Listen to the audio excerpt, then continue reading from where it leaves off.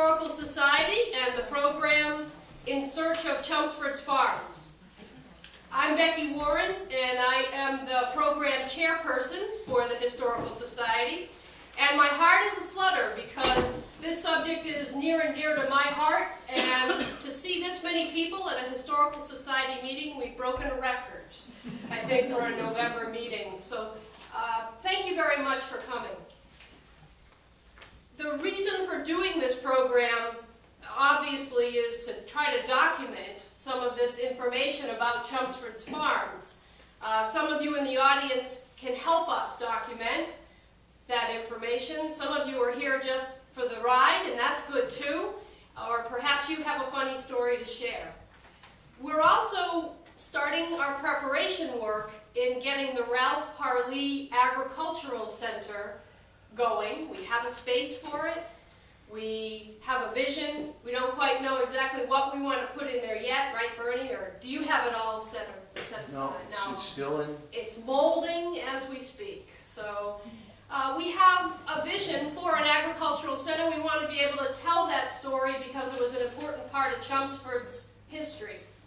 And by having this program videotaped today, that is why VLU is here today, we will have this for our archives. Don't worry, you won't be on PBS, Channel 2, MTV, or, hey, that's a pretty good idea. How about Channel 8? How about Channel 8? Okay, maybe Channel 8. It's our chance to document these oral histories with getting a group of folks together. And speaking of history, I think most of you know 1652 is the magic date. That's when some settlers from Woburn and Concord decided that, gosh, it was too crowded in that neck of the woods. Unbelievable. What would they think today if they saw what we have today? But they traveled from their towns to find a new place to live. And so agriculture started at that time. In order to survive, they needed to grow plants, and they needed to have cows and chickens and sheep, etc., in order to survive.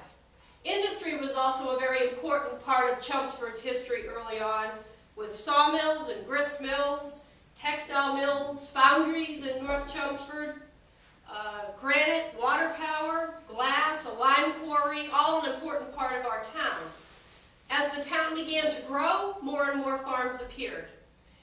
And when you have a community that large, you're going to have people gathering together to talk about similar things.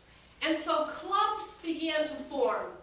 And you know, I had kind of heard about that in the past, but in doing some research for this program and digging in our archives here at the Historical Society, I found out that in 1794, the Western Society of Middlesex Husbandmen, I had to figure that out for a minute, but husbandmen, was organized in Chelmsford, the third type of agricultural group to organize in the United States. 1794, according to Wilson Waters. And the first president was Ebenezer Bridge. That seems, yeah, but that's a good thing. And their mission was the promotion of useful improvements in agriculture. So they were still getting together to try to see how they can improve on doing what they needed to do in agriculture. We have some of these documents up here on the table, so you're welcome to come up after the program and take a look at them. We have some of the documents from the Chelmsford Agricultural Library Association. It was started in 1836. We have some of their books up here. And it was to basically maintain a library of agricultural books and papers and such works as shall tend to the improvement of agriculture. Of course, you had to be a member and pay $1 to become a member to use that library. But it was a library set up in Chelmsford that early on to help farmers learn their trade. The first president of that organization was Otis Adams. What else is he famous for our town? The library. Town motto. And the town motto, let the children guard what the sires have won, was penned by Otis Adams. Listen to these names. Think about the road you drive on today. The vice president was H.B. Proctor Road. The treasurer was D.B. Emerson. We know Emerson. And the secretary was Edwin H. Warren. Another name we've heard of before. 1850, the Chelmsford Farmers and Mechanics Association. I think that's really neat that we see agriculture and mechanics joining together as early as 1850. And we have a wonderful address that was printed at Mr. Bartlett. Dr. Bartlett was the speaker at their first event. And the members of that association were so impressed with the speech, they asked that he have it printed. So it is here. This is what it looks like if you want to come over and take a look at it later. The address delivered before the Chelmsford Farmers and Mechanics Association, September 25th, 1850. Dr. J.C. Bartlett. And he starts off by saying, I hope I'm not wasting your time. It's not exactly, he wrote it in much better words than I say. But what he's saying is, I hope I'm not wasting your time. I know farmers' time is valuable, but these are my thoughts about farming. It's a very interesting piece. So if you get a chance, please take a look at it. 1874, I was just showing Charlie Parlee, the South Chelmsford Farmers Cooperative Association. So not only just town-wide, but sections of the town began to have their own cooperative association. And the names in there that I saw familiar were George B.B. Wright and E.P. Parker, another name that's in Chelmsford. And that was one organization that I saw a lot of women's names in there, in joining that organization. And then, of course, there was the Grange that started up in town. So these were all changes to the landscape. These organizations are forming. And the tradition, of course, is to pass your land and your farm down to the next generation. That's how they had done it for quite a while. Eventually, there wasn't the land to pass down to next generations, so those generations started having new professions and moving away. And in the 1950s and 60s, which some of you, I hope, can help us fill in the pieces, that's when some of the major landscape changes began to occur in Chelmsford. Housing developments, and a whole new meaning to the phrase Chelmsford Farms. In 1961, 500 new houses were built. 28 new streets were established, and routes 3 and 495 were under construction. Imagine that. Some things never change. Yes.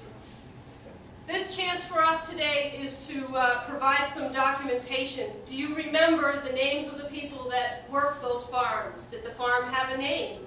Where were those farms? I got a map from the town hall. Andy Sheehan provided this for us.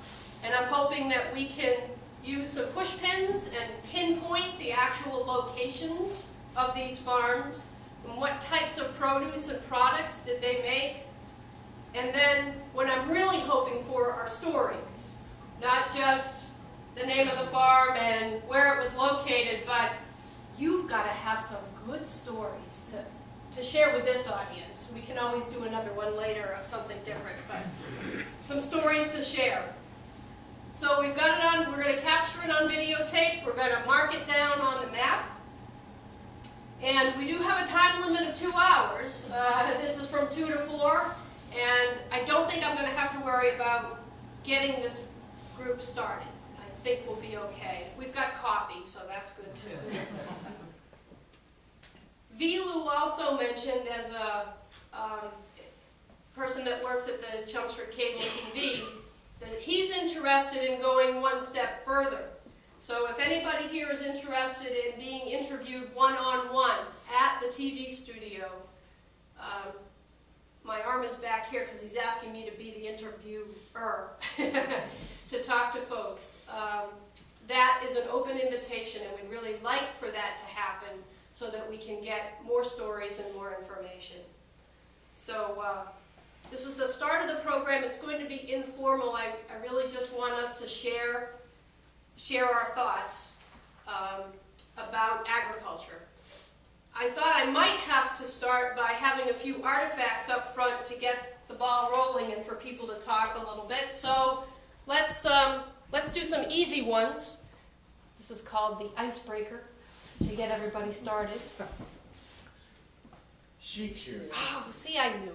Sheep That's shears. because I've used them. I've sheared sheep Okay, with those. and please demonstrate. On your hand. Not on me. Well, actually, I do need a haircut.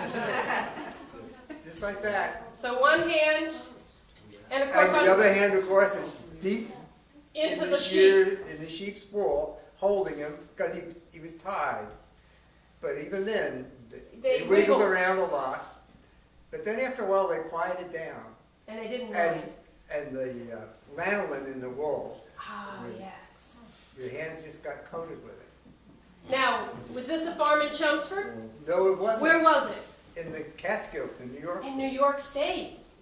I went every summer, been quite a few years, when my grandfather had a summer place. So Oh, great. in the farm, we worked really on the farm next to it. Wonderful. So your hands got nice and smooth and supple and really slippery with all that lanolin. Can we ask people to introduce themselves Oh, sure. for the tape, for the records? For the record. So we got where this was from and your name. Oh, my name is Walter Chrissy, and I'm from Chelmsford. Great. Been here since '62. 62. So 1 year after the 500 homes were built. Maybe you got one of those I got one 500 of the homes. empty ones. Okay. Okay. Very good. Thank you.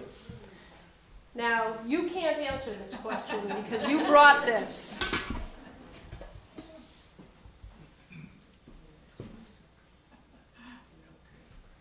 I heard it. Say it louder. Milk can. Milk can is what came out of here. It's a smaller one. Okay, so I'll tell a story. I remember my grandfather walking from next door. He would milk the cows and come over with this can with the raw milk. And he'd walk right into the refrigerator, open it up, put it in. And of course, that was for mom and dad only. It was off limits to the kids. So I never got the opportunity to taste raw milk from those cans, anyway. Why not? Why were you worried about TV? Hadn't gone through any of the pasteurization, any process. It was just right out of the cow. I mean, you never had anybody squirt the, my Yeah. uncle used to. Yes, I would do that, but it was only a little taste. It wasn't like having a whole glass of milk with the cream sitting on the top, and yeah. So why a small milk can? Dad? Well, versus the 8-quart, and then the milk jugs, of course, when they ship to the dairy with Much. 20-quart and 40-quart. That would fit. Yeah. And this would fit in the fridge, right? Right. Oh, icebox, yes, okay. Oh, look at that. He knew it, but it says 4-quart right on the outside of it. Okay.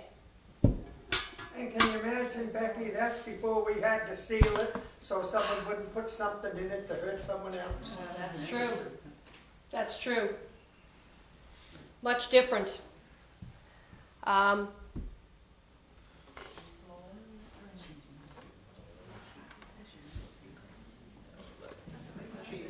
You know, it's exactly like the cheese mold that's sitting around the corner in the other room. But what's funny is that Dad remembers this being used for something else. For grain. For scooping grain and being able to give it to the cows. And horses, okay, good. So how full did you fill it when you scooped? Depended on the animal, didn't it? Okay, I'll tell a story that I remember. It was a much smaller piece that our grandfather used, my grandfather used, their father. But it would be time for every cow had a name, so it was Abigail's turn to have hers, and my grandfather would scoop out of the bigger bin take a little bit out, take a little bit more out. Okay, that's good. And then I'd go running over to, Abigail's bin and drop that, and then run back to my grandfather with the thing, and he'd say, okay, Stephanie's next. And he'd know exactly how much grain to put in that silly scoop for each cow as they were getting fed. Did you worry so much about that for your critters? No.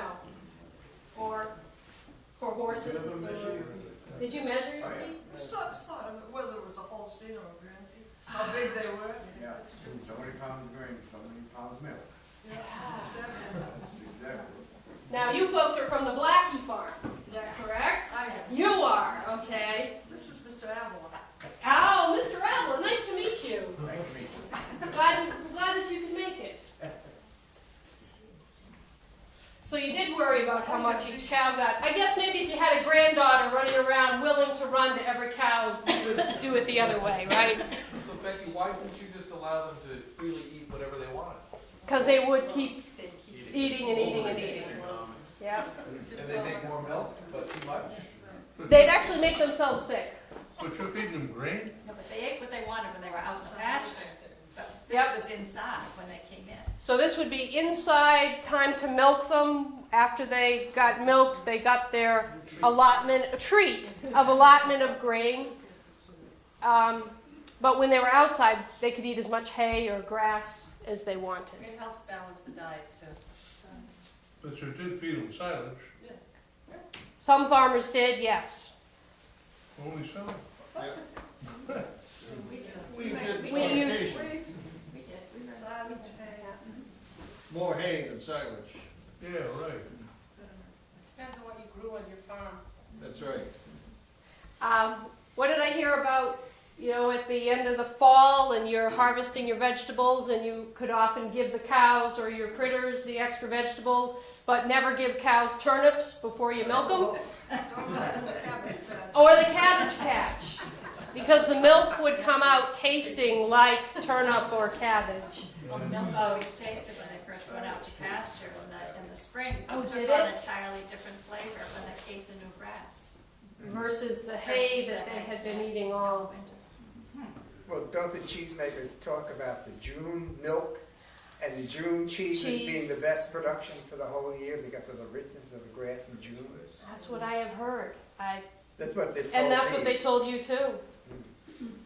So how do we know if we can get June cheese, right? That's what we're going to look for now. Now, I remember them telling us not to rush the cows when they were bringing them in for milking because the milk would, turn the butter or something? Old wives' tale. Too much Not in the fall. It's a hard time getting up. Okay, so if you've been out with all these cows or you're bringing them in and not making them run because you think the milk's going to curdle, but now we know that is not true. We've got written that wives' tale. It's time to go to the house, and you need one of these. Yeah.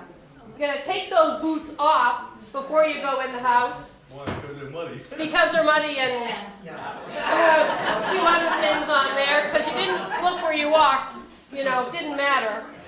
So you'd be able to take your boot off this way without having to take it off with your hands. Pretty cool. I'd like to have one of those now. Okay, so we've talked about cows, a little bit about chickens, but we've got two wonderful pieces here. It has to be strawberry. That is strawberries. I'm hungry just looking at them. And 3 generations in the town of Chelmsford on the strawberry farm in this picture. Henry Parley and Ralph Parley and Nicholas Parley. Ralph is the gentleman that was able to donate some money to the Historical Society so that we could get the Ralph Parley Agricultural Center going. All right, you got to have strawberry stories. They don't moo, you don't have to worry about whether they curdle or not. You should have a couple chicken stories. I have a lot of chicken stories. Ralph also was a chicken farmer, poultry. And I worked for Ralph Parley for many years. collecting eggs, sorting eggs, candling eggs, packing eggs, Getting pecked by chickens. getting pecked by chickens. Plucking chickens. And no, I never had to do that. Get a few escapees, that was all I had to do. And then help clean out the pens, because he would get rid of them every year, and then they'd be filled with everything, sawdust and all, so we'd have to clean it out. Shovel it out. We did a lot of hand shoveling. Henry got to drive the equipment, and I got to shovel at that point. Fertilizer. It was great stuff. How about a strawberry story? Since we got strawberries here. Strawberries. Anything? Oh, I have a good one. Oh, all right. Everybody here has either picked strawberries or worked at the farm. Seems to be the truth, isn't it? That's what it is. Oh, I can remember we had kids show up on the farm. My name's Henry Carley, by the way. If you're supposed to introduce that. Thank you. I was just going to interrupt. We'd have a huge amount of kids show up at the farm. All kids in school, in Chelmsford High, whatever. You'd have 12, 16 of them show up. After lunchtime, you get 5 or 6 show up after lunch. They found out how miserable a job it was weeding strawberry fields. For those of us that stayed out there day after day after day weeding strawberries. We have good character now Yes. since we survived. We came back after lunch, didn't we? Yes, we did. I don't think they let us go, though. I think we had to eat there. Well, also too, mothers came and got jobs for their children at the farm, whereas we can't find enough people to work at the farm these days. It's hard work. Nobody wants to do it. It's a different type of life. That's true. That's true. Okay. So, we got the crowd going. Now it's time for the serious stuff. Let's start with Parlee's farm, since that is still an active farm today. Tell us the location, please, while I'm looking for it on the map. Pine Hill Road, 135 Pine Hill Road, 135 Pine Hill Road. across from McHugh Farm Lane. Do you finger alone for it? Well, I know. Yeah, I know. Very deep. There it is. No, you gotta go down further. Farther down. By No, Brick no, Road, no. right there. McHugh, there we go, right there. Okay? I'm gonna have to do this, so do you know how long it was in the Parlee family? Uncle Charlie should probably know better than No, anybody. Uncle Charlie, okay. How long? Has it been farming? I really don't know, okay, but I think they bought it, I was born there in 1927, so someplace around 23 maybe. I have paperwork in the house of 1923. Okay. But you were born in that house. I was born now. Yeah, that's before we went to the hospital. And the Duttons had a telephone, so when it was time for the doctor to come, they'd ring the bell. My mother would ring the bell and they would call the doctor. My goodness. And I probably don't pronounce it right, but Dr. Sporia. Gloria. $3. $3 to me. $3 to bring me into the world. And my mother wasn't sure she spent the money wisely. Some would disagree. Do you know what else? I know Ralph, and Henry does many things now, but Ralph, I recall doing poultry and strawberries. Was there anything Yeah, else? that's about it. He used Okay. to raise some squash and Okay, so some Right. vegetables. See, he worked in the the Merrimack Mills. And then when he found out he could make a living on the farm, he come back and went into chickens and heavy into strawberries.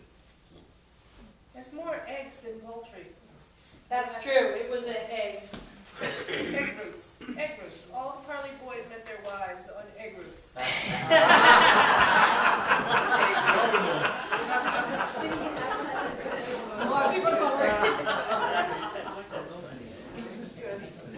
That's not a tradition. Hire an egg man. Excuse that back then. You had to worry about the Eggman now. And today you do vegetables? Yeah, we do corn, we do still strawberries, Okay, pumpkins, blueberries. We have the maize, right? and no more chickens other than pets. And a few critters. You Yeah, you, we had, got sheep. Yeah, we're shearing sheep this spring. weren't using these though, were you? No electric ones. Electric ones, okay. That's great. And who buys your wool? Nobody, they have to throw it away. No, we give it to the Bear Fighting House for when they do, the spinnings, and they have open house. There's no market for it at all. Oh, the Garrison. Garrison House, yeah. Sorry, which year. The other historical place, that's okay. Yeah, they're all kind of the same. That's right. Wonderful. Okay, so we've got the Parley Farms that still active. Let's stay in that neck of the woods. Any other farms in the Pine Hill Road area? Katrumpus had a chicken farm. I'm Saint Germain. Saint Germain. I'm sorry. Okay. I saw you on your name start. Mill Road. No, Saint Germain had a chicken farm on Pine Hill Road. Somebody gotta say it. Pine Hill Road. Do you know where, Bernie? It's about, Yeah, somewhere. You want to punch it? it's about a half mile down the road from where Carly's is on the right-hand side. Okay. With right or left? It's, Carly's is on the left, Saint Germain was on the right, Oh, it's like Rick's Spinning House? towards the center, Oh, towards the center. towards the center. Okay. Yeah, we're particularly great. Just a little bit before you get into Westford Street, just a little bit before Pine Hill Road goes into Westford Street, Okay. like 4 or 5 houses up. All right. Was that an act? Do you remember that farm? Yep, it was a big 3-story barn, a huge, you probably know more, you live right down the street. Right. He built it after the war, after the Second World War. So you didn't work there though, did you? I just played around. It's a good place to play. You stole chickens, you said? As long as you didn't get thrown down the green thing. Down the grade. Oh yeah. Upside down. That's right. That's right. Okay. Anything else in that area? We can go anywhere in town. That's In that general area, on Hunt Road, Raymond Reed had chicken farm there, as well as produce. Reed. Raymond Reed, 74 Hunt Road. Yeah, Manuel's had chickens down there. Vincent Reed over on 110 had the same company had chickens. Cows. Okay. So we've got the Reed Farm on Hunt Road with chickens, and that was from Gus Falgren. And the Sunnyside Dairy over there on, Sunny Meadow Farm. Sunny Meadow Farm. All right. Yeah. And what about the Cool? Is that their name? Cool is With fine. the Yeah, Cool. Cool is on Charlie Pine Hill Cool Road. was? With the growers? You have to go across the road. Ah, yes. What did Charles? I know we had dairy, chickens. He was dairy and chickens. Chickens, okay. Mostly the chickens were around the Second World War, in around there war. Okay, That went into more cows later on. okay. Okay, don't forget the cranberry. Yeah. Cranberry bog. Yeah.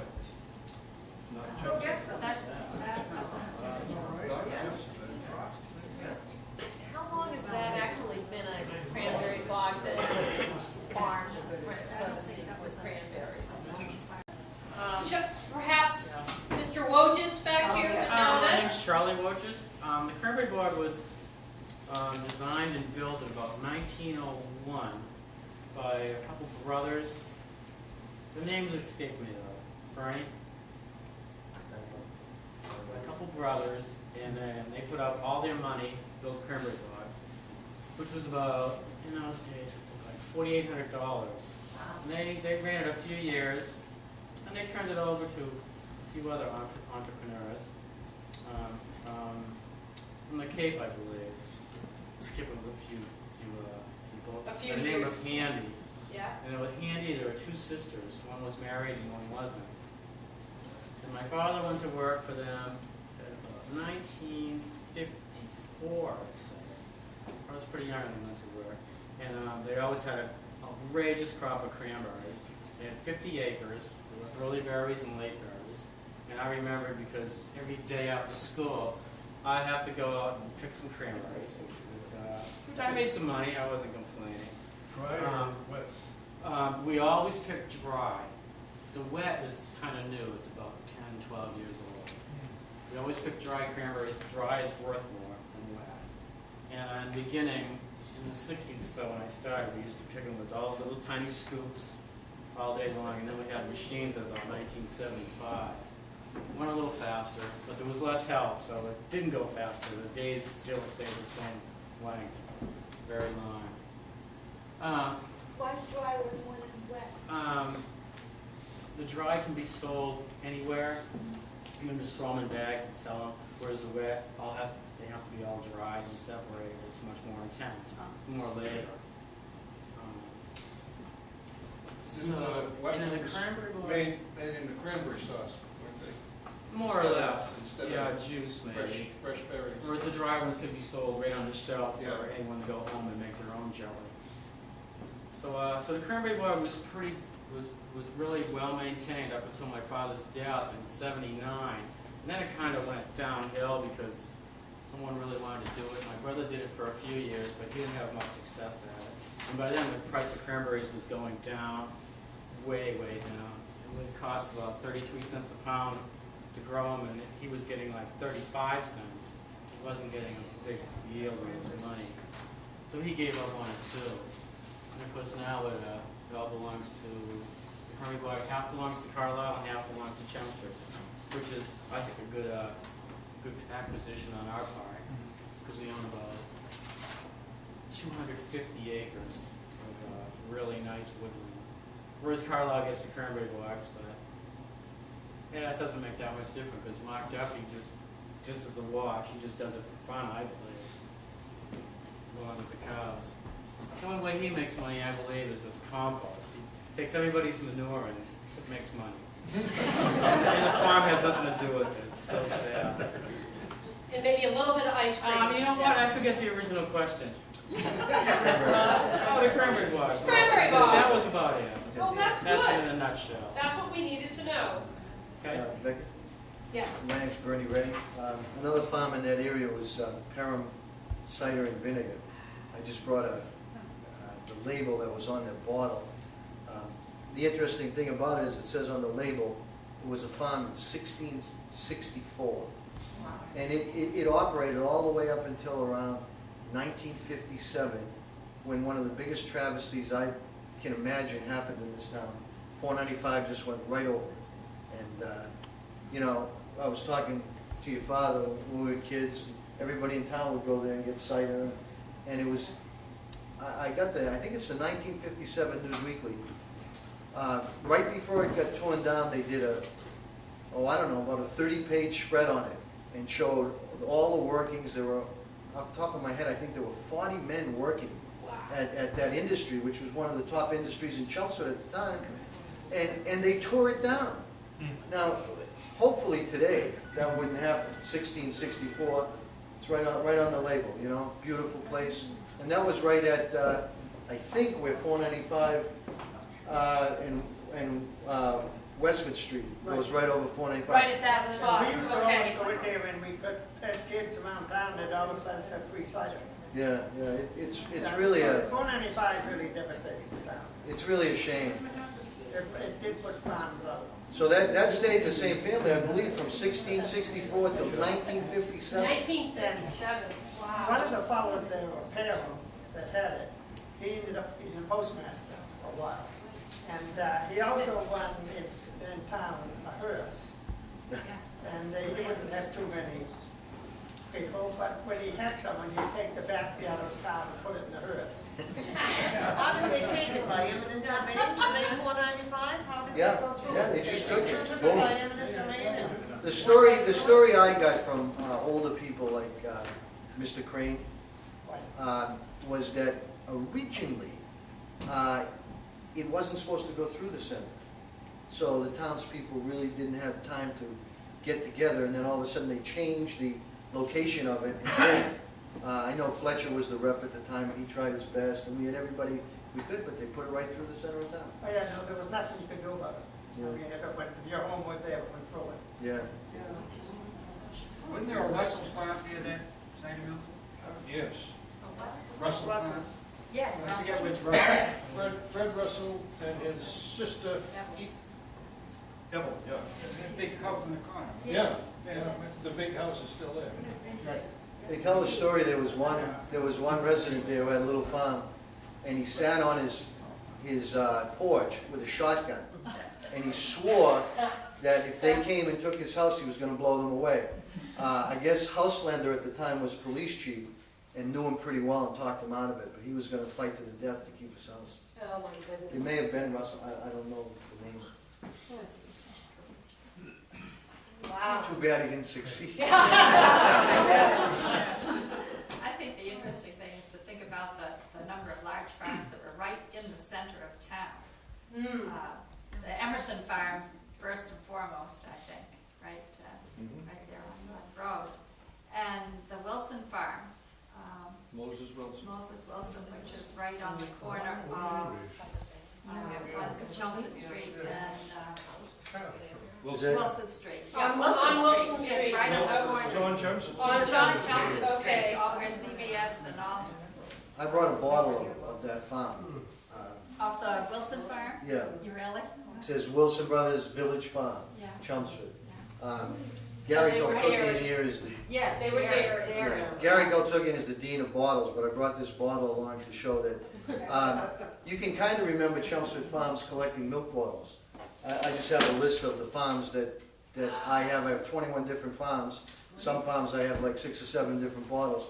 And at this time later, I'd like to ask some of the people in this audience if they know where some of these farms were. For instance, I heard Mr. Adel is here. I got a bottle that said R.E. Davis Boulder Farm. And doing some research on that, I found that that's where McCarthy School is now. And is it Zaire? I called Zaire, and they bought the farm, I guess, from R.E. Davis. So I have a bottle, R.E. Davis Boulder Farm. So, you know, I know where that bottle was, I know where this bottle was. Right. Some of the bottles you can trace, and some of these farms I don't have any idea, but it would be Where they nice were. to know. But you know that they produced milk and they had a bottle. Right, I know Gary, we try to find that out all the time, don't we, where these farms were.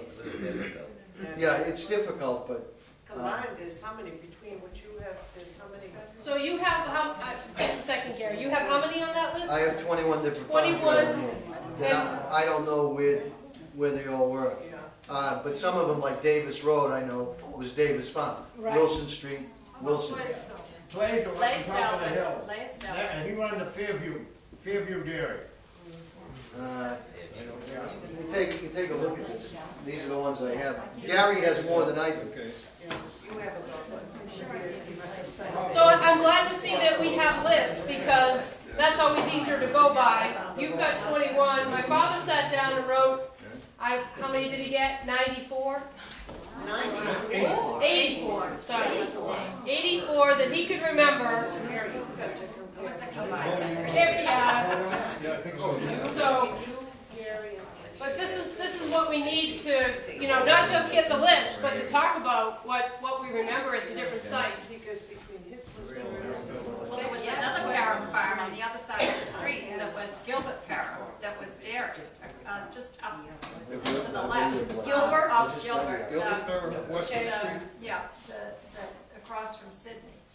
Do you know where they Becky, how many of these farms, I mean, clearly, before the turn of the century, everything was agrarian. So in order to survive, you had to have a farm Right. for subsistence. But what happened in big families? Did people, I mean, your family, the Warren families, how long has that been in your family?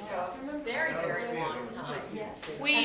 we finally found the deed that says June June 12th, 1699. Okay, so from that point forward, what happened to all the, like, where did people stay living together and farming, or did you branch off and then, what happened to all the Well, farms? from what we know, when we talked about going down to generation, I've been able to see all the different people that ran the farm. Usually the eldest son got it, but there's always a story as to, well, why didn't the oldest son get it? Right. Well, they wanted to move somewhere else, so someone else got it at the time. But they really ran out of land, for one thing, to be able to. You may have had a very large farm and you gave the back 40 to one son and this 40 to another son. So it started to get smaller and smaller, and then there was nothing to leave to anybody. Well, of the 84 Farms farms that that he your has. dad has, Yeah.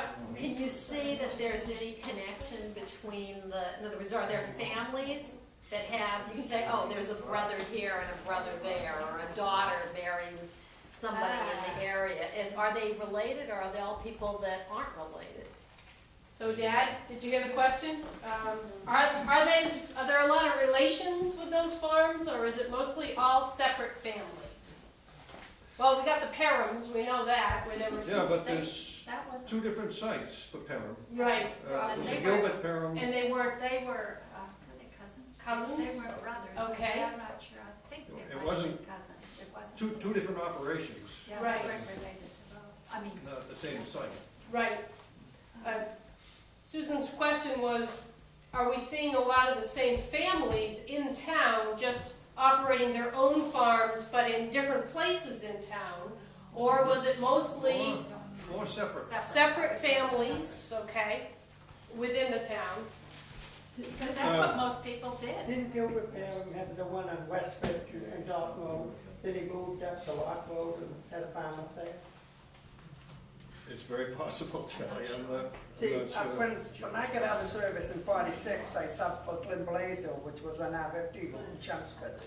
So, and at that time, we had 2 R50 routes and 1 walker. Okay, all right. That's We it? hit a lot of them. Whoa, you did. Well, back, there was a lot of farmers then. How many working farms do we have today? Are they considered outside of Parleys? Do we have any? Lupians, but Okay, we know I of have the the Warrens. Parleys, Wow, the Warrens. the Warrens get hay off of there. Hay, Jones Farm. Jones. Jones is still, okay. And Sunny Meadows is a horse farm. I don't know if you count that. There's a greenhouse operation there too, though. So that Where's there is, that? Waldo was his place. Oh, yeah. Well, You know, yeah. I just had an interesting Good thing question. happen. Back is I- what I've you been, did. I passed that list back there, and you know how I was saying Catrumpus's farm, because they were Catrumpus, Right. and I passed my list around, and she said to me, I had a little bottle RE Blood. Well, I've been trying to find out where RE Blood Farm was for a couple of years now. Right. And she said to me, that's our farm. Catrumpus bought it off RE Blood, right? Now, I thought there's a blood slaughterhouse in Groton still in existence. I thought maybe the Blood family was an old family. Was that the same? I've often wondered that. Was it Blood family a long time when your family bought it? Was it Blood Farm for a long time? So we found out where Blood Farm was. Blood Farm is. Right where Turnpike Road hits Where Mill. Turnpike Road, okay. You should put Blood/Catrumpus though. When Mill Road meets Turnpike and. Right down there, if you go down that steep hill, you run right into their farm. Now, was that, wasn't there a Catrumpus on the end of Turnpike? That's what we thought. Yeah. And she was saying that was Blood That was Farm. owned by a Kelly. Years ago. Turnpike. That I don't, we bought it from Blood. Well, there was. It was a Kelly farm. And then there was a Farley farm on Concord Road. Yeah. Both my parents were born in town. That's right at the end of Turnpike Road back. Oh, okay. It's actually on Mill Road, right on across the Well, street. there was a pig farm over where, Very Third Mill. Yeah, so, yeah, that was a big there was a pig farm over near Harvey. Sheehan, the pig farm over there, Harvey. Sheehan. Sheehan. Yeah. She and Big Farm. Yeah. Right across the street from Sheehan Dairy. Yeah. Okay, so we've got pig farm, something new. Where was Sheehan's farm? Market Road. Concord Road? Kennedy's pig farm. Yeah, the Kennedy's farm. Kennedy. Oh, yeah, Kennedy, the Kennedy's farm, Kennedy's. Is that Riverneck? Yeah, that was down. And what did they have? Pigs. Pigs. They had pigs They too. collected our garbage. Real Feed the pigs. Ah. Okay. We didn't finish the Catrumpus farm, so let's go down that road since we have some folks here. What did you produce? Have? Well, it started off as chickens. Chickens, When we first okay. moved in from Drayton. Okay. Then we went into cows and some vegetables. How many acres? I think there were originally 42 acres, I think. Not sure. And that's the old Turnpike Road used to go there, right? That's too? right. it ran In other right words, through my Turnpike property. Road ends where Mill is now. Right. But But it when used you to had go that right through. farm, that road kept going. It was a dirt road right to the river. Yep, it did. You'll still find parts of it now.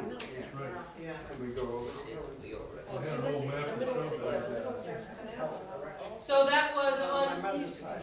Turnpike Bill. and Mill. Yeah, Turnpike. At the intersection? Randall? Randall Okay. Slaughterhouse? Randall. Okay. Chickens there, you slaughter them with a kid. But you got this place in Walter It's with a Elkhorn. ri- it's with- Ted had this place. Oh, Had okay. turkeys here. And Walter on down across 27 had, Yeah. yeah, he had dairy.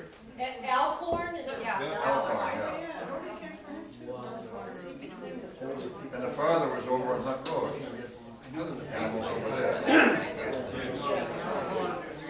So we had a turkey farm here on this side. Before that, it was a dairy farm. Before that it was dairy. Ted bought this during the war, 2,000 bucks. Okay, this is good conversation, but if we want to be able to get it on tape, we need to make sure we're not everybody talking at the same time. I know, I'm so mean. Could I make one suggestion? Yes, And you may want to put it up to a vote. I have 80-some right. listed here.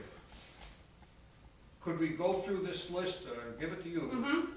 And if anybody agrees or disagrees, and they can go right down, maybe we can account for more people in a shorter period Period of of time. time. That sounds good. It's a good idea. Okay. Is that all right? Let's know.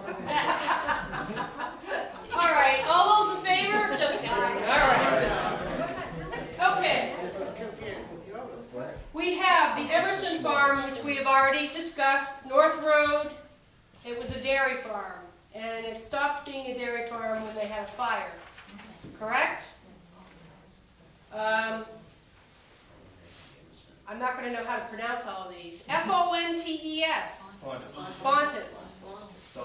Dalton Road Vegetables. Sound familiar? Yes. Okay. Wait, I have a question. That's a farm that's still there right now? Yes, it's still. Yeah, that's that little farm that has the vegetables. Oh, it has a veg, okay, Is right, that the place that's by your house? okay. William Dawson, North Road, cows, Is that a dairy, Yep. okay. I went to high school with. Oh, is that right? We used to call him Bull Dawson. Bull? He was the fullback for Chelmsford High School, and his nickname was Bull Dawson because he was so strong from lifting all the milk. All the in him. milk? Yeah, yeah. He was like that really large. Do we know if all of these farms He still lives there. produced milk? In other words, did they bottle milk? That's another thing. Bottle, or did they just produce the milk that was sold to?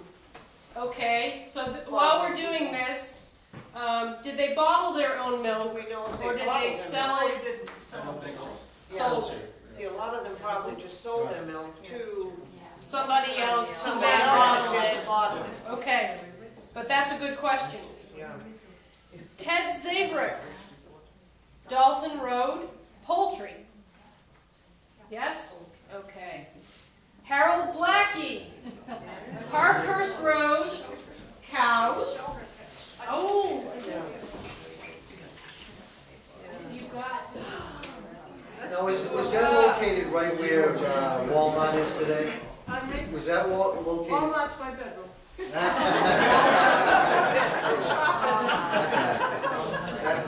Yeah, this one. I'll show this in a minute, but how about you share a little bit about the Blackie Farm? So Walmart is where you're. Exactly, yeah.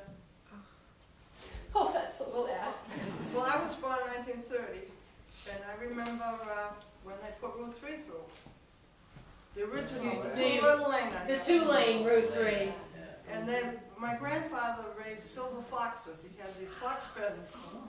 But because the highway was so close to the pens, they had to just get rid of them. But of course they had a dairy farm, and he was a market gardener. But he sold grew most of his potatoes and squash up in Bolton. And he had another place up in North Chelmsford behind the Southwell Mill. But mainly on Parkhurst Road. Okay. That was for the dairy. And there was a big cornfield though. That's where Boston Chicken and the bank and all that stuff was in the cornfield. That was all cornfield. Yeah. Oh, my I spent a lot of my high school years looking out the window watching her father farm. And when I was in high school, I remember Mr. Burns, our principal, said in assembly, anybody who wants to work on the farm today can be excused. And some of the kids from the Westlands in a bunch went. They lasted one day. They didn't like picking up potatoes and probably riding home on a truck from Bolton to Chelmsford. No, I can't imagine. And I can remember in the 40s, we got a new farm tractor. And I said, oh, I wonder if I'll ever be able to drive that. I found out 8 hours a day, called the Reading Corps. Because we were girls, but there wasn't a lot of help. The war was on. Right. And my brother Harold got an agricultural deferment, which he hated. But it was really necessary. And my sister Florence and I, we stayed out of high school a lot, in September, getting in squash. A lot of the produce, like the squash went to beech nut. He grew a lot of stuff for Camp Devens. Oh, and I worked with German law prisoners too. They came down from Camp Devens with a truck, with a nice box lunch. And what would they do? Would they? Oh, pick up the apples, get in late corn, etc. But they knew when it was 4:30 because they had quit and we had to finish their rows. I don't think that was really fair. It was volunteer for them too. They said, who wants to work on a farm today? Oh my gosh. But we girls, we threw down silage, and I saw a lot of changes. Like when we used to pitch hay in a big hay flock before, then they started making bales. Right. And then the silage, when they used to bring the stalks in, and it would be cut there and blown up into the silo, and then they used to cut it right in the field and blow it into the wagons. I mean, we saw a lot of changes like that. So you thought it was exciting when the new tractors or equipment came until you had to be on it for 8 hours a day or 9. And speaking about Route 3, we remember it was just a little 2-lane highway, but it went right through the cow pasture in front of the house. Oh my goodness. And my sister, we'd stay up at night in the bedroom, you'd see a little light go by to count the cars on the highway. We got to about 70 or 75 on the highway. Oh my goodness. And you were our mailman. That's right. And I Glenn remember, Rice's place. wasn't it a horseshoe driveway? Yes. And you was up on a hill? Yeah, and we came out the front. I remember I see Georgie Merrill over there. Bernie Larkin's bus sometimes picking up band members. They'd go through the farm and they'd go out the back driveway with sort of tip, and all the kids would get on the other side. Oh my goodness. And I remember that farm on account of, I remember the girls there were so pretty. I always had my eye on them, but they only come out once or twice, and I had to put the mailbox. We should have sent more packages. When you had a package, the mailman brought it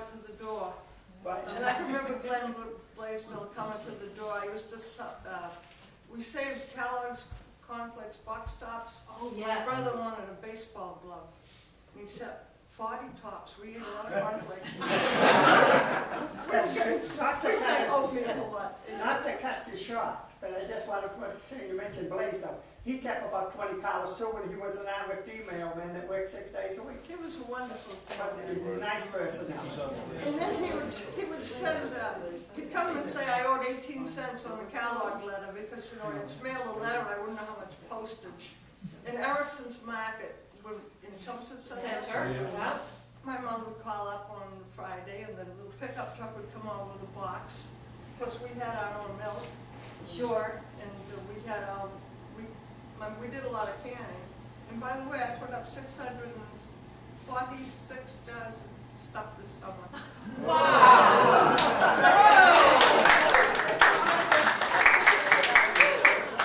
We still do piccolo, you know, and mincemeat. Sure. All that fun stuff. Oh, my goodness. Did they truck going into Boston? All the time, yeah. I can remember a couple, 3 trucks going into Boston. And my father wouldn't let me get a license, but we could drive tractors. We had to go up to North Chelmsford and see Mr. Houseland. He said, oh, here comes that Blackie kid. And the school bus would go by and I'd be on the back of a wagon ducking. And my father, one time I had to drive in, we had more than one truck going in. They'd go to the Cambridge Regional Market over there. And they'd unload the truck first. He'd say, now you start home. If you get home before me, you're in trouble. Finally got my license so we could do that.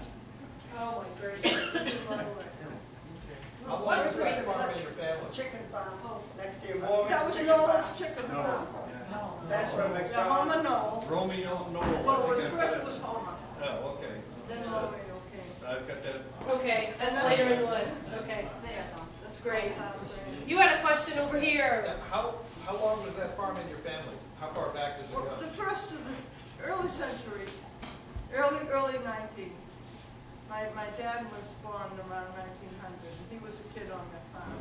It was the old Butman farm originally, and my grandfather worked for Gage's and the ice company, and they bought the farm.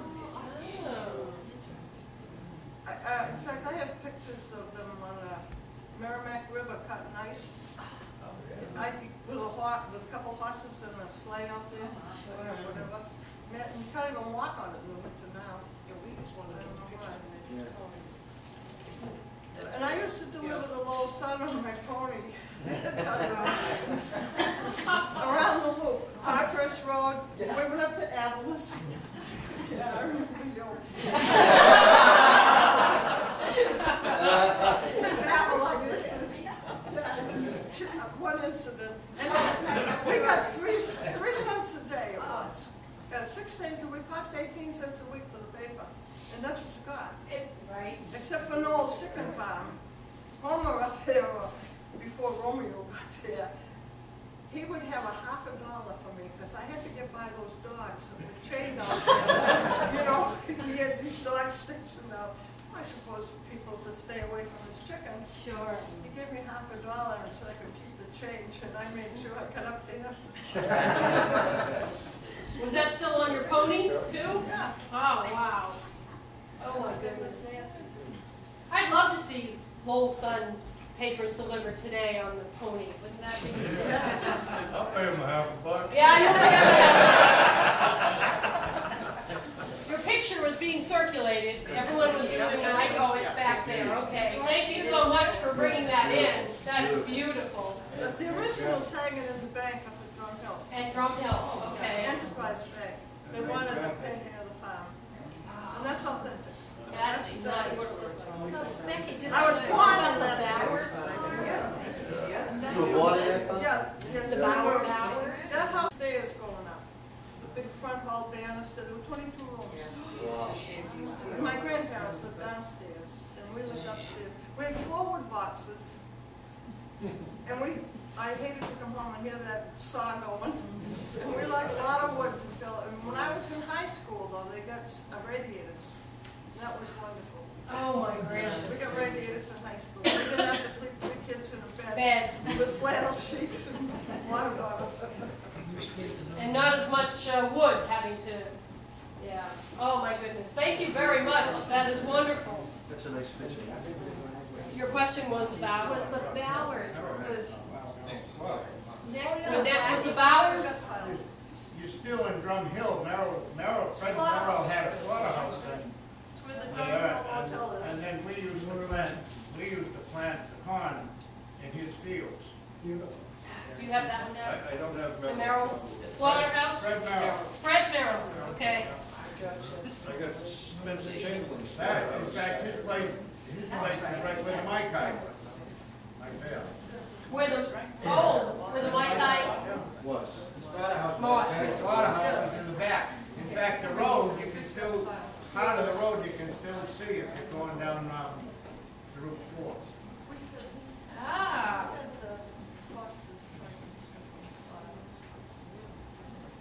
Okay, the next one on the list, you're up because it's the Avila farm. No.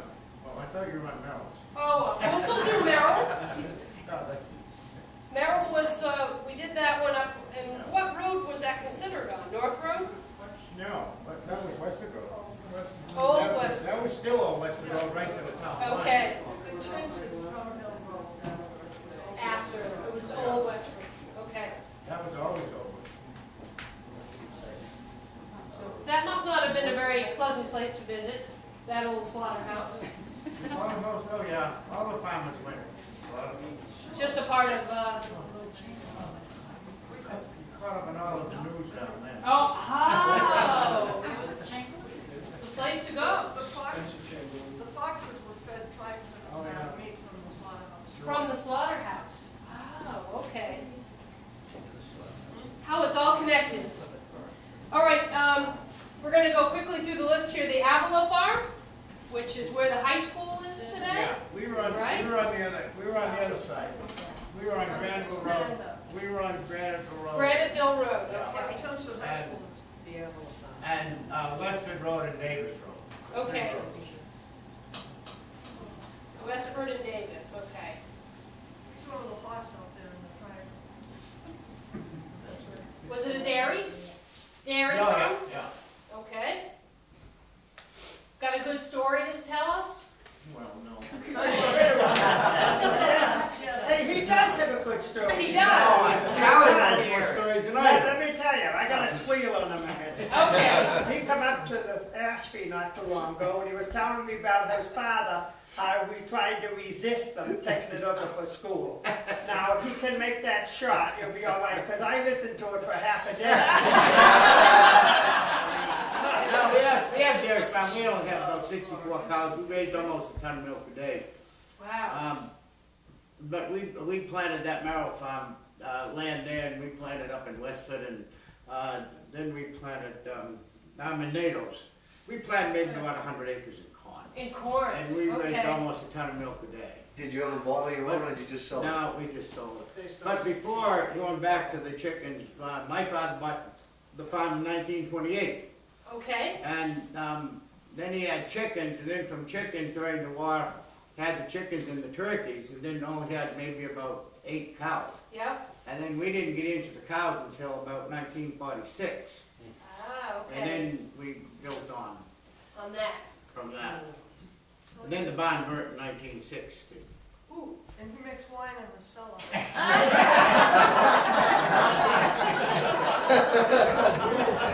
Well, he still has the grape arbors, right? That's Davis on. Do you have Well, a- no, but that wine isn't to sell now. Start talking. No, in the pasture, I just have a little vineyard where the horses are, and Yeah. I make about 200 gallons of What kind of grapes are they? Wow. Concord. That 100 acres of corn, was that field corn or Eden? Well, no, Nados we had field corn, and Merrill's we had field corn, and we also had field corn up in Westford. We had 2 high-rise silos and 1 trench silo. That was all fodder corn. Like Bessie said, when you got bigger, you just had an automatic cutter, you know. They chopped it in the field and blew it right up, automatic tailgates. I mean, you know, you didn't do too much work in shoveling. But in the beginning, you did. Yeah. Yeah. It was real still pretty. work, though. Oh, yeah. It was still work. Yeah. Thank you very much, that's great. You still live on the property? I built a house on the pasture, property. yeah, on the pasture. The house is still in the triangle. Tom Dunn, School Street, Poultry. Yes. Yes? Tom Dunn? It's a great custom of that. Okay. Louis Sears, Marshall Street, Derry. Yes, I delivered hay there now. I do know that, where that was. East Chelmsford. Yep. Harry Shed and William Shed, Carlisle Street, Poultry and Dairy. Buildings are still there, all houses in the fields. In the fields now. Here we go, Gilbert Perham, Westford Street, Dairy. George Daly, Brick Kiln Road, Dairy. Any other nods? Okay. Stephen, I'm not sure what that is. Bentis. Proctor Road, Poultry. Okay. I recall that. I acknowledge these because I used to deliver grain for my father to quite a few of those These families. places, okay. Walter Zabrick, Hildreth Street, Derry. Remember that. Walter Lewis, Robin Hill Road, Derry, which now is a variety, as we were discussing. There's a horse farm there now, plus greenhouses, you said, Yep. in that area. I was fortunate that I sat with him and taped him for 2 hours before he died. And the biggest thing that I got out of the interview with him was, I had envisioned Chelmsford to be all these big farms. And he told me that that didn't exist because Smaller. refrigeration. And he told me when he was a small boy on a farm in Andover, his job was to put the milk in the well, and as the people came home from work, he would run out and take their milk out and give it to them. And about maybe 15 quarts of milk a day. So he said, Okay. you know, my vision of Chelmsford is this huge farm community in the 1850s didn't exist because refrigeration wasn't there. As far as the Huge cow farms. huge cow farms. There were Right. lots of farms. They were just smaller. Right, much smaller than I had envisioned. So Right. Okay. And he's right on putting it, because the Dutton farm, Oh yes. Yes. Their milk went down into the well too, to cool. To keep cool. And then later on, they were forced to get refrigeration. Amazing how that worked.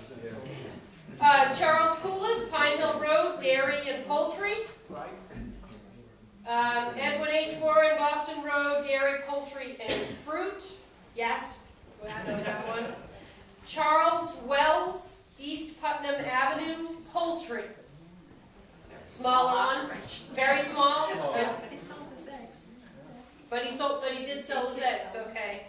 The Catrumpus Farm on Mill Road and Turnpike, Dairy. Anything more about your farm? Any other stories? No cow stories or anything? Okay, that's all right. No stories, Joyce? Well, I was afraid you were going to keep it. Can I ask him a question? Yes. Now, you people know each other and this kind of stuff. Did you get together?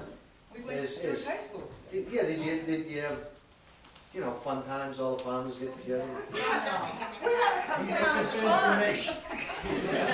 You don't want to talk about that? Yes, there are, used to spread honey together in the spring. You know, like Charlie was saying, in the cranberry bog, the book that's on the cranberry bog, they said that building, the cranberry bog used to be the social center of South Chelmsford, right? Where they had dances and stuff like that. So, We went to town halls for the dance. the old town hall? Didn't they have a Grange up there? The what? A Wasn't radio- it Grange in that Grange town? is in South They had a Grange in South Chelmsford. We used to have to walk from Fallon Grammar School to the town hall for our, what was it, the ship test? So we could get the shot. I said shit.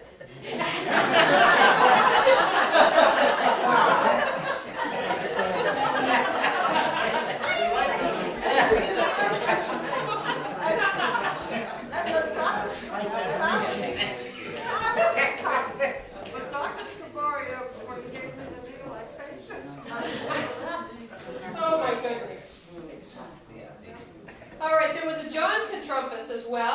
Boston That's Road. my brother. It was your brother, okay, and he did dairy? Yes, but not, it wasn't his land, it was on Eno's land. On, Right, isn't it? Eno. Down with the I back. have Eagles listed also, Becky. oh, that Raymond Eno is next, Yeah. Boston It was Road. His barn and so forth that my brother used. Okay, He's now in North Brookfield with his own huge farm. oh, is that right? Well, that's a nice town. And Raymond did, Raymond Eno, dairy and poultry. His grandfather did the poultry. Grandfather did the poultry, okay. The Emmanuel Farm on Littleton Road, poultry and vegetables, And dairy. and dairy. And dairy? At least Yeah, we have bottles, We have but bottles. maybe they bought the Yeah. milk. Yeah. that's Emmanuel and Company. So they might have bought milk and bottled it. Ah, so put dairy question mark, but there are bottles, There are bottles. okay? Yeah. Carafellis Farm, Littleton Road, poultry and vegetables, And dairy. and dairy, because you have bottles. We have bottles. All right. What was that? Carafellis. Carafellis. Norman Bickford, Main Street. Turkeys, West Chelmsford. Morin Poultry Farm on Mill Road. Henry Pearson, Mill Road, dairy. George Waite, Acton Road, vegetables. Do you have anything else than vegetables? Mostly. Okay. They also had cows too at one time. The Waiters. Okay. William Mockery, North Road, dairy. Walter Belleville, Robin Hill Road, vegetables. Ralph Parley, Pine Hill Road, strawberries, poultry. Now Henry. Moses Wilson, Chelmsford Street, dairy. Leonard McElroy, Bill Ricker Road, dairy. Was that small? Yeah, you had a big barn. but Big yeah. barns? Okay, Just tennis or cows. okay. Yeah, you said awesome. Chelmsford, we didn't think of this before, the Chelmsford Town Farm on Bill Ricker Road. Yeah. That's a farm. That was the town poor farm. There's also a pony farm for quite a while. For 20 years, Bedell's Pony Farm. At that site. Shetland ponies. Okay. Yeah. Did I leave space? Yep, that's fine. That, the town poor farm is right on the intersection of Golden Cove and Bill Ricker Road. Now, from what I understand is that farm used to be a pretty big farm, and somebody told me that's where Pine Ridge Cemetery came from. That's how the town got that land. I don't know if that's true, but, you know, the town That's farm right once nearby. encompassed that whole That whole area. area. Yeah, Well, I do know that it was a Manning house, but I don't know when it was changed over to the town poor farm. But actually, I was reading Wilson Waters to prepare for this, and I do remember reading reference to it. I just it don't was a recall. Manning Tavern. When I was a kid, I used to go over there and play, and the second floor, all the walls, like an accordion go back. Oh, So right. that you have a dance floor, the whole top of that. Oh, my gosh. Yeah. At the top of that Yeah. place. Yeah. Wow. Well, Wow, from Shetland ponies to It's a too tavern bad. to... Now, when I was in there in the 50s as a kid, all the hardware, everything was perfect. And it breaks my heart to go by there today. It's falling apart. Yeah, that property is being... That whole scene, it used to terrible. be, when I was a kid, there was still 21 acres with it, and the barn was in good shape. Right. And it's just falling apart now. It's terrible. Has changed quite a bit. Bernie, who owns that land now? I don't know. We don't know, but it's terrible. We go by, because we live near there, and then it's terrible. Neglected. Yeah. It's just terrible. Yeah. Okay, Shuhani? Is that right? Shuhani. Yeah. Put the syllable on the wrong, yeah. Shuhani Orchards on Bill Ricker That's Road, where Community Tree is. where Community Tree is today. Well, it actually was, if you take the V of Turnpike Road and Barica Road, it occupied that V, in between those two roads. Yeah, You could okay. cut right through the orchard from And- Barica Road to Turnpike Road. Road. Okay? That whole section was all orchard. All orchard. William Buxton, Meadowbrook Road, Derry. Charles Brewis. thank you. Pine Hill Road. That's across from Coolis. Oh, okay. Poultry, Yes. remember any? Yes? Brewis Eggplant. Okay. Daniel Hart, vegetables. Ooh, we didn't talk about him before. And he had cows in Carlisle. The Zayer Farm on Richardson Road. What did they have? Dairy. Dairy. Oh, they had the vegetables. And they had vegetables? They had that big vegetable Yeah. stand. Had a big stand right right before the drum hill. Before the Drum Hill, okay. Okay. Go screaming by there I and saw change it bus was on the because they list. didn't have any brakes. Oh. Right by, huh? Jeremiah Clark, Osterhout. Mill Anybody Road. remember him? Oh, I remember him. He had the most beautiful gladiolus. Glads, he was a glad farmer, Oh, yeah. lived in, next to our grandfather. Wow, that's a long Where was it? time. Where was His house that he lived in was the original South Road School. Oh, okay. Which was on, Mill- yeah, Yeah. next to the number one. Oh, where next the to number Pearson one. farm was, and Okay. then their land was about it. Okay. So they just sell the cut flowers, and they actually sell the bulbs? Or the The rhizomes? cut The flowers, I rhizomes. believe. But he, They were prize pictures. do I have something on Yep, he went to he graduated from Mass Aggie. Mass Aggie before, UMass Amherst was yeah, out there. that was Yeah. Mass State, Right, Mass State College. College. Before that was Mass Aggie. Aggie. Well, so how many people actually went to agriculture? I mean, at what point did people start going to agricultural school? My father Before graduated they- from Stockbridge. Yeah, that was a big My agriculture. father went to Mass Ag. Yeah. Yeah. Sounds like 22, yeah. And so we have a couple of folks here that know that their parents or grandparents went to an agricultural school, okay? But don't know the numbers, but there were some. Charles Everett, Warren Avenue, Glads. More Glads, okay? Loisel Farm, Yes, on North Road. North Road, what did they do? Both sides. Market garden. Vegetables? Yeah. Vegetables? Oh, yeah, Both of them. both of them, Both sides. there's two, both sides of the road. Both sides, oh, Yeah, okay. they were brothers. Yeah. Now fertilizer too. Albert was one, wasn't he? Yeah, Albert now. Yes, yeah. Albert and Arthur. Yeah. Mean old crotchety guy.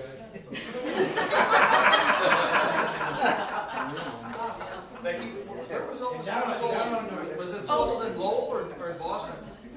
Do you know where, like, the Glads were sold? Where these things were sold? Where did Everett take his glads? I think Everett took his glads to Boston. To Boston? Yeah. Maybe he picked up Oster Scoots at the Same time. Used to Yeah. scoot. I know that, the Edwin H. Warren that we spoke about earlier, he took over the farm that we have today at age 13 when his father passed away. There were like 7 kids in the family. He was the oldest child. And he ran the farm, but then also went to school and won an awful lot of awards in Boston for showing his apples and peaches and other produce that he made, that he produced on the farm. He also was into other horticultural and arboricultural. We have some strange trees that are on the farm, and it eventually became clear that he had gotten them from other parts of the world and had planted them on the farm. I mean, we have a Japanese katsura, which took us forever to figure out what it was, but it's starting to piece together why we had different types of vegetation on the farm, and this was because of EH. And did he plant them all in one area? Is it like an arboretum, or is it, I mean, No, they put he it all planted together, or them just in- random? Just randomly around. There aren't a lot of them left, but that katsura tree is, Where is that? it's the one between our house.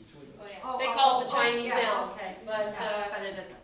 it isn't. It's Japanese Katsura, yes.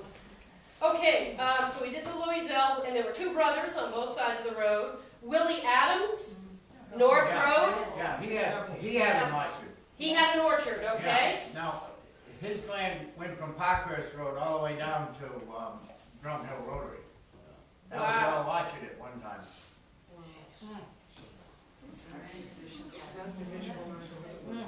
We're talking just like 1940s, it was all orchard, 30s, what years?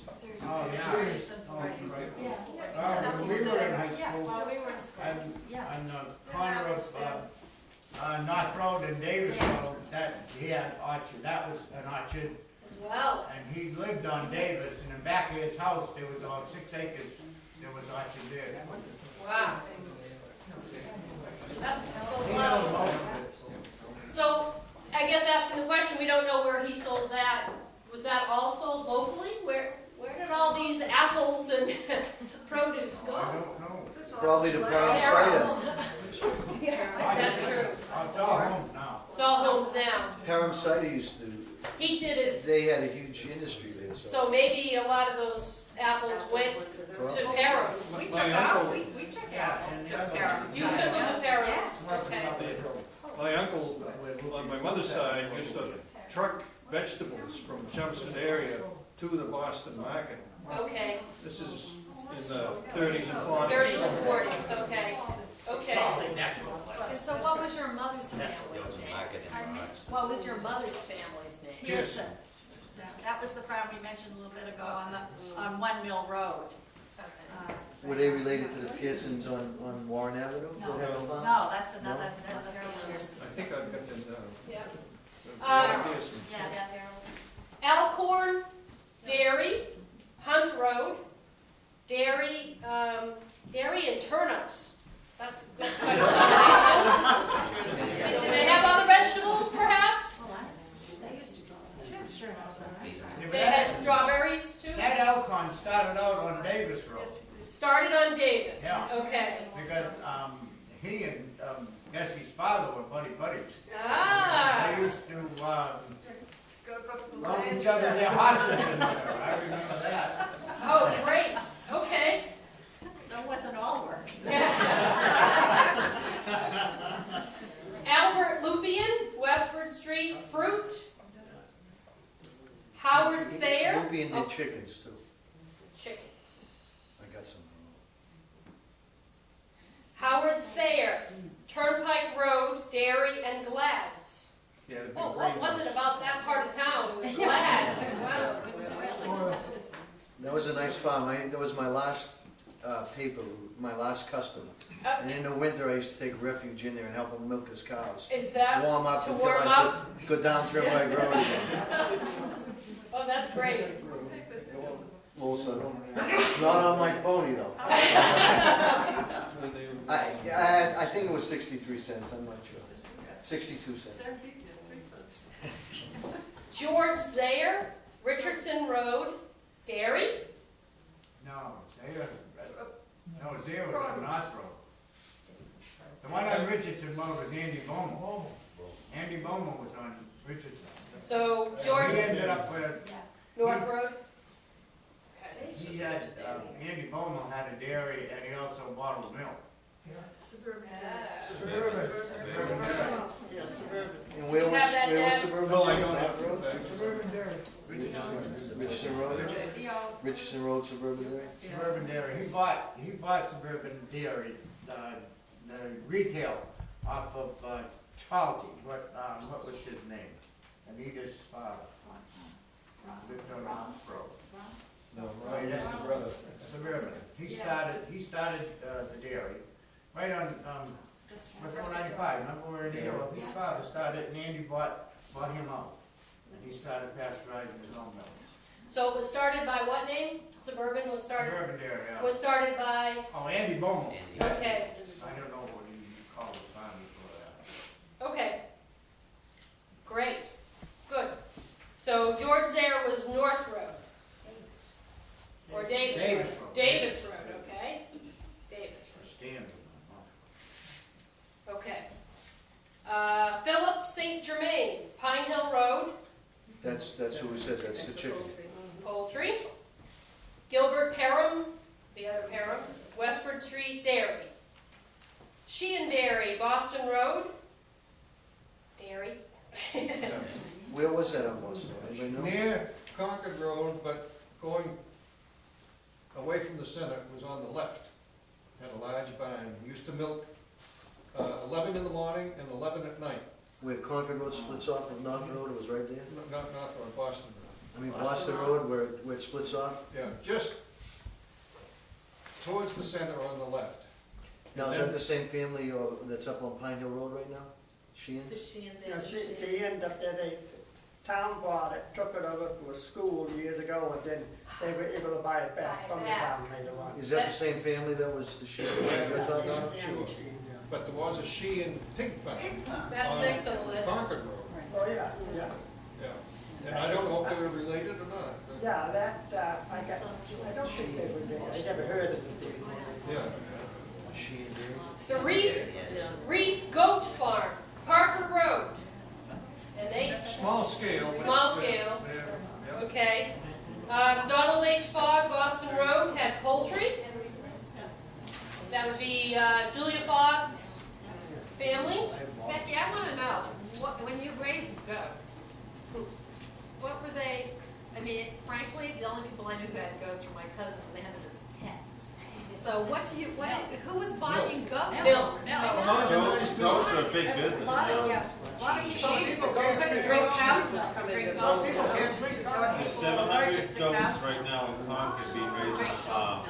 It's a big, Particularly it's a big meat, especially for Before you a had lot of formula. farm Right, okay. markets, well, not farm markets, but people here. Brazilian, Jamaican, Now they use Caribbean. cheese. Yeah, that's true. For I cheese. don't know if they did that. I have several come to the farm every year trying to see if we can make goats. Yeah. But it was mostly for, in essence, for children or babies, because they couldn't have cow's milk. Right. Yeah. That's what the milk was sold That was the main market for it, I believe. I've heard that it tasted different. It did.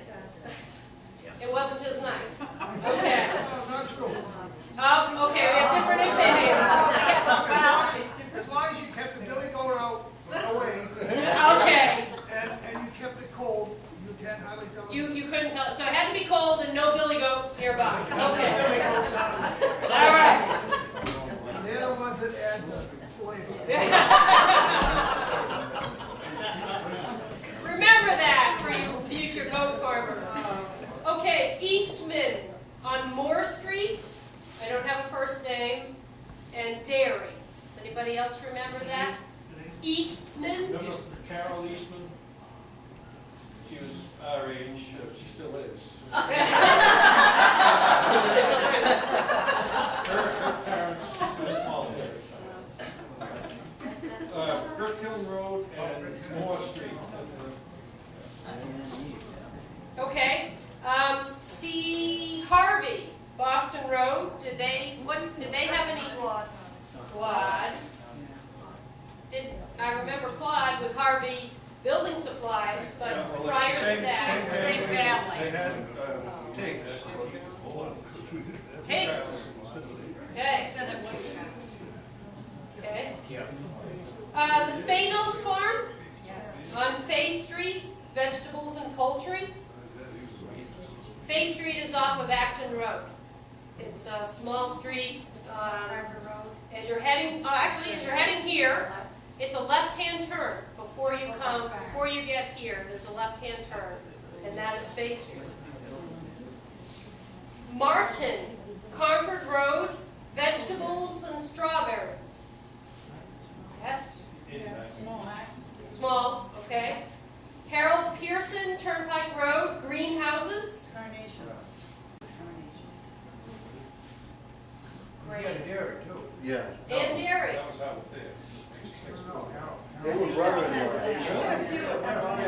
Yeah, they were brother-in-law. Yeah, the house, he gave up, There. showed me how to run milk machine, we got him. Oh. That's how I know he was mine.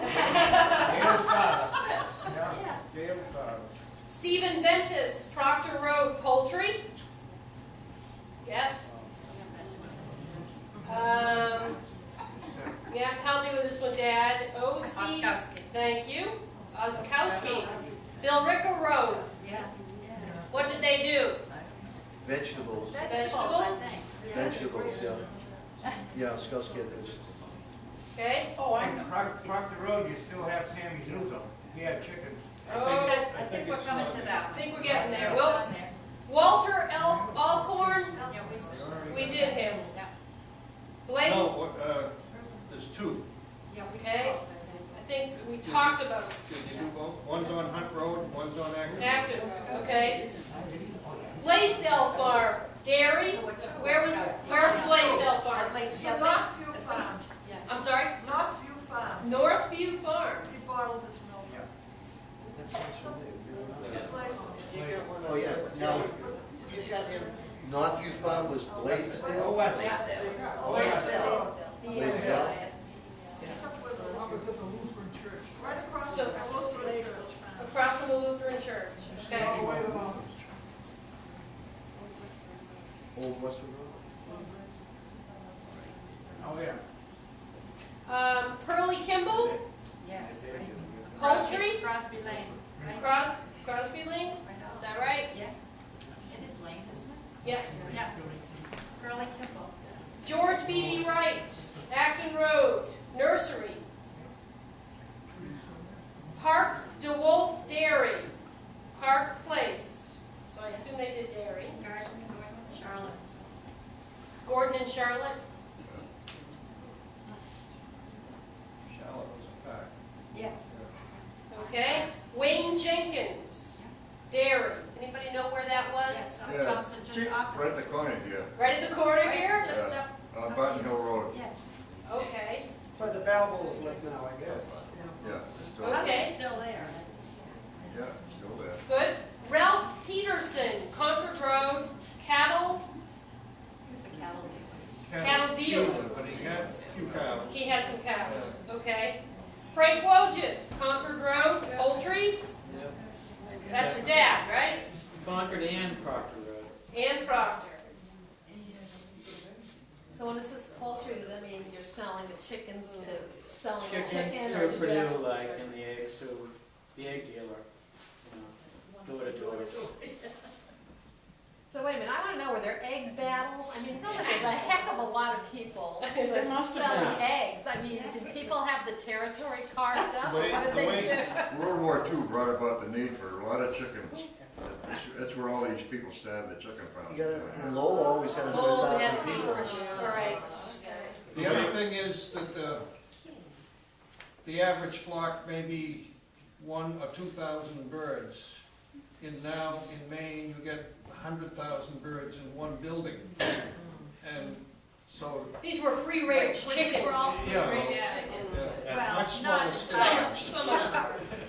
Well, the They- Reeds, some of them, had yeah, about yeah. 10,000, I yeah. think I forgot that. Becky, Yeah, Reed. in the 40s, Frank Perdue and other large broiler raisers down south used to come up north and buy hatching eggs from the New England farmers because they were more fertile, because of more activity and cooler weather. Cooler weather. So they used to buy the hatching eggs from up here. So a lot of the farmers did produce eggs for the home market. They produced it for the big breeders down there. Okay. And that went out because they put in air conditioning after the war, and that ended there. Well, what Ralph used to say about the chickens was that when they developed the antibiotics, so you didn't get roaming diseases to wipe out entire flocks, people would start filling buildings up. I mean, we were considered actually big time. One time we had 10,000 chickens, which is nothing now. But the problem was you'd have, a lot of people had 500 chickens and that was it. In the corner of the barn, they had a whole bunch of chickens. When the disease would come in, would wipe them all out. Right. But if you Okay. lost 500 chickens, you lost 500 chickens. If you lost 10,000 chickens, you lost a A lot huge more. investment. That's why everybody had smaller farms, but as Okay. the antibiotics developed, that's when they could keep. Because you buy a chicken now, it's like a dog. You have to get all the shots and everything. So you buy a baby chick, they've had inoculations. Safe chicken this month.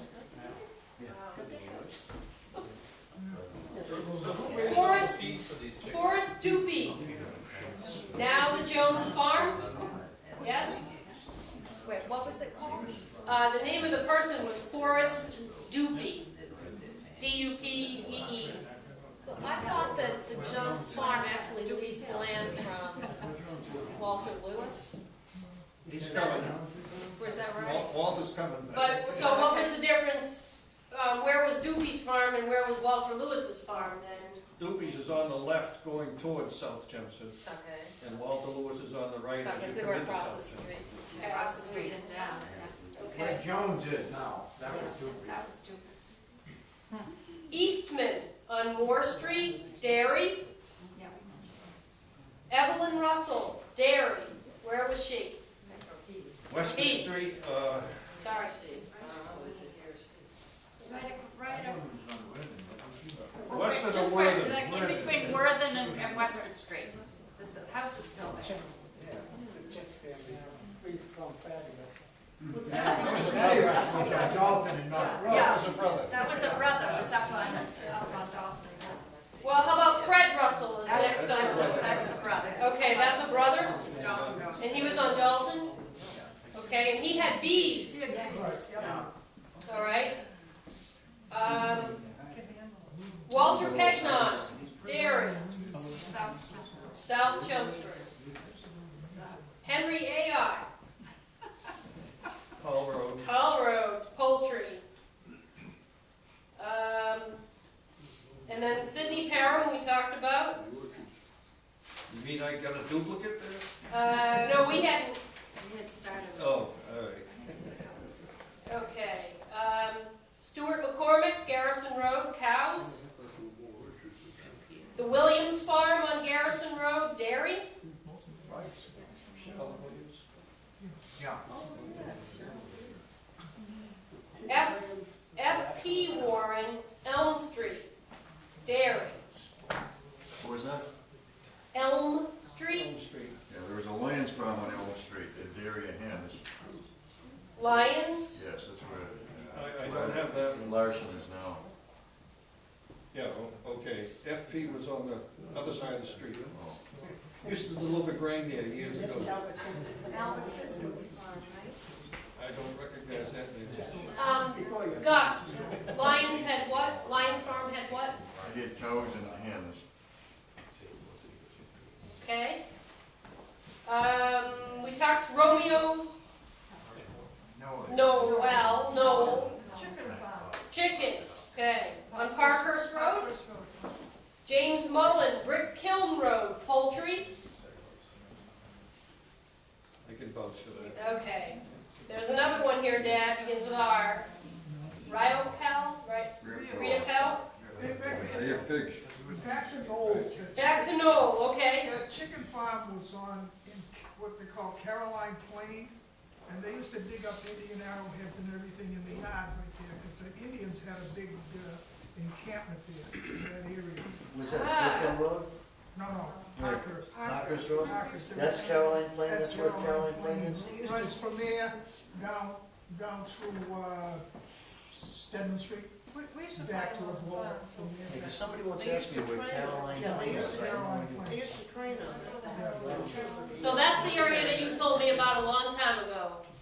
I believe so. Yeah, okay. Neat. But the chickens used to dig up arrowheads and stuff. It made it easy, just pick them up. Just pick them right up. They had unearthed them for you. Oh, that's good. Reese Farm, Reese's on School Street. Willett on School Street. Reese?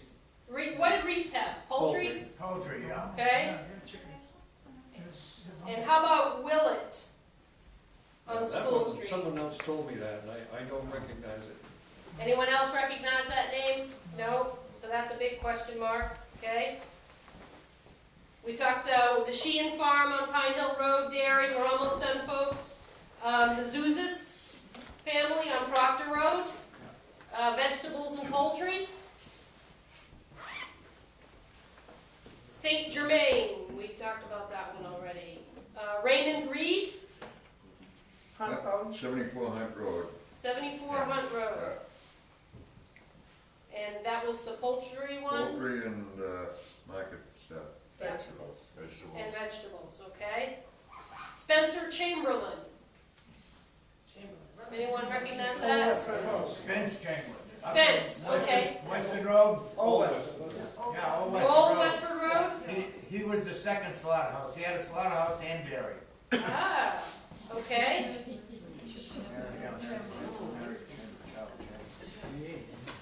The McKennedy Pig Farm.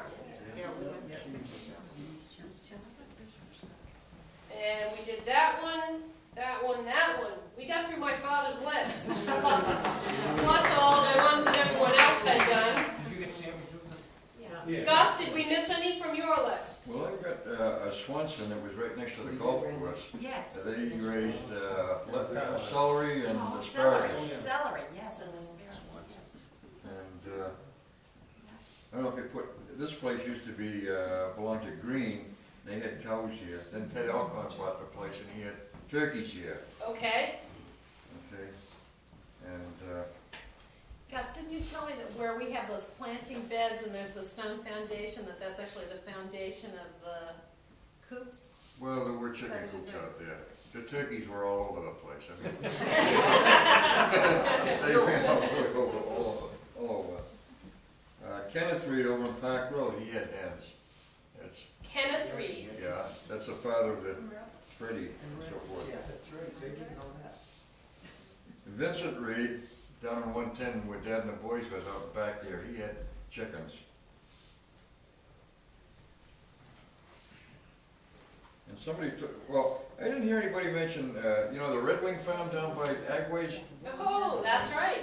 Yeah, that was where Glenn Blaisdell's farm was. Ah, Oh, He was the okay. mailman. Wait, that's where Suburban Dairy? And there's a big barn right opposite the plant down there.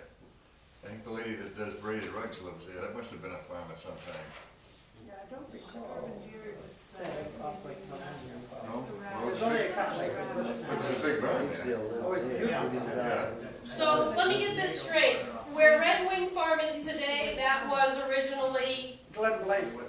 okay. Glenn. Okay. What did And you- somebody mentioned to me, somebody called Reardon over on Brick Hill Road. Got it. You got that? Yeah, that was. Okay. Well, that takes care of what I. That got your list? Yes. Okay. The McHughes used to raise eggs. Oh, that's right. On High Street and. Just down the street from you, right? Across the street. Across the street. Yeah. Then, Charlie mentioned the Duttons. I didn't see them on your list though. Okay. No, I thought Dad had them, but I don't hear it. Okay. Yep. There's a Woodbury farm on Mill Road. At that time, I think it was Bill Ricker Road, actually. That was Orchards. Orchards, okay. Becky, when you're going out Drum Rubber Hill, field is today? and right after Wood Street comes in where the light is, there's the Giraffamel Bowers house. Yes. And that's Derek's relatives. That was their house. Well, we were talking to somebody once, and I don't know who the woman was, but she said her family farm was like across the street, and there was a big barn, and she talked about they used to have dances there and parties. And I don't know who it was, because we were just chatting. Chatting, yeah. Does anybody know where that was? What's the location again? And you got Drum Hill where Wood Street comes in, and there are all those apartments that are there. No, that's- Okay, that little house is on the right, that's all Bowers. That's Bowers. No, Bowers? That's the Bowers farm. And He Jesse had cows Bowers, and he raised tomatoes. and Jesse Bowers raised, he had flowers, a florist, on a Princeton Village. Yeah. yes, it And was. I thought I used to rake hay in there. It was just a field, yeah. That's low. It isn't old. That's East Chelmsford then, but it Well, was, it No, was in it's Chester. all now, right? Yeah. It's old. It was Before low when they were talking. It was Chelmsford up there, That up to little house, 1822. that little house is the oldest house in Lowell. Yeah, but it's Yeah. like- It has a 1920. A well right inside. Inside the house? Yeah. Oh, neat. That's a little tiny house as you go into it, Princeton Boulevard. Okay. Becky, It's on Wood Street. I think we've got one more, the Woodhead Poultry Farm on Boston Road. Woodhead's, oh, yeah. In fact, oh, for God's sakes, there was a Woodhead up in School Street. In Becky, there was an outfit on High Street and on the Locust Road that had apples and School Street. On School Street as well, okay. And did they do poultry as well? or- Yeah, poultry, yeah. Okay. Becky, And that you barrel forgot the Gassy in Drum Hill, you were all done in Drum Hill, I thought you were all done. Drum Hill, Dick Gassy, he had a big chicken house. He was one of the bigger ones in town. He had poultry and rabbits.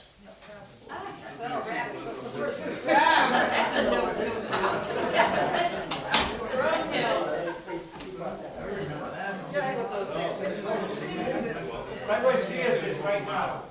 Sears today. Okay, good. Becky, Yes. that Bowers Farm. Yes. I have some old family records that say that he made strong waters there back in 1655 or so. And it brings to mind, he probably made that out of apples, but how many other farms here had a still where they would make something for recreational purposes? If they did, they probably did. They probably did electric. Was Kidaria Farm or just a revolver? Kid Dairy. Kid Dairy, was that an actual That's in farm? Lowell. That's in Lowell. That was in Lowell? That's on Stevens Street in Lowell. Okay. What about Kid Road in Chelmsford? On the last page. You have, some of the other Last feed, page. feed supply. What, Andy? Feed supplies, okay. Yeah. And anything else like dairy? I've added a lot of stuff, so Okay. you'll have to take a look at it. George says yes. George, How about some farms from north? You want us to we make don't a- have one evidently. Wharton, W-O-T-T-O-N. Wharton, okay. Early, he had cows down by the river, where the ballpark is now. Martin Lane.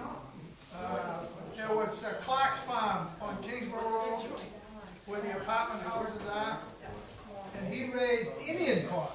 He kept his own seed, the story is he got it from the Indians. Wow. But people come from all over to buy The that. beach road. Where was that one, George? On That's on Kingsborough Road. Kingsborough Road, okay. Yeah. And, the Middlesex County Training School had cows and vegetables. They didn't sell it, was for their own consumption, but they had quite an operation there. Yep. And there's a lot of other things. We did Bomel's. Yeah. Yeah. Bliss had a farm. Bliss, that's right. On Dunstable Road. He was vegetables and, got a couple of cows. How about Highland Avenue for a while? Polly had goats. Polly? Great big white ones. Oh, is that right? Yeah. And they eventually sold them, and they went up to Truby's on Dunstable Road. Huh. There were a half a dozen more goats. He had quite a farm. Any deers up there, George? Don't you remember? Jerry's, Bomel's a big dairy. Okay. Debutante kept the bull, because I remember Bomel looking at his cattle certain times of the year. Did we do what? Debutante, he was, Stony Brook and, near the bridge on Princeton Street. Becky, did we do McGovern? I don't remember if we did. I have a bottle that says McGovern Maple Farm. It's a dairy, a bottle in Chelmsford. Anyone remember McGovern? Maple Farm, McGovern. It's Chelmsford. It says- Carpo's had a chicken farm off of Sleeper Street. Sleeper? McGovern? Carpo. How's that? See?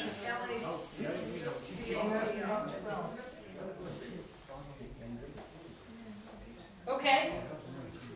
That's about it. That's- Good. There were a lot of smaller Small. operations, but more like for families. For their own family. They didn't sell. Okay. Gary?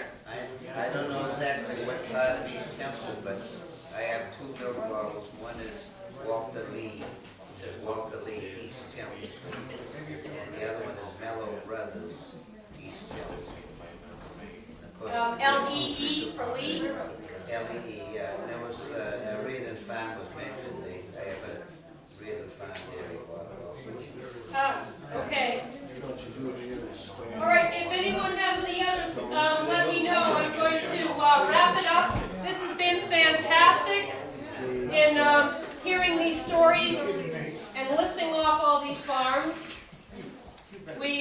it's 4 o'clock. Exactly, so we did do the 2 hours without a problem. If you have time, help yourself to some liquid refreshments. If you want an apple, you can take it from the basket that I brought. Take a look at any of the artifacts up here, and no one has a final good farm story that we're going to end this with a nice... I can remember. Oh, I have one. Okay. Yes. I can remember my Uncle Freddie telling us between the ditches they used to get dynamite. And up in the apple orchards up behind where we lived, there used to be a dynamite shack out in the woods, and it was on the honor system to pick up dynamite. Can you imagine that? Wow. No, I can't imagine that today. I will end the program by telling you a story that I remember from my grandfather. My grandfather and my grandmother were married on the farm where we used to have a camp, and there was some beautiful oak trees, so we know which oak tree they got married under. And the joke always was that the choir for the wedding were the cows bellowing in the fields. So we'll end it on that note. Thank you very much for helping to document an important part of Chelmsford's history. Thank you very much.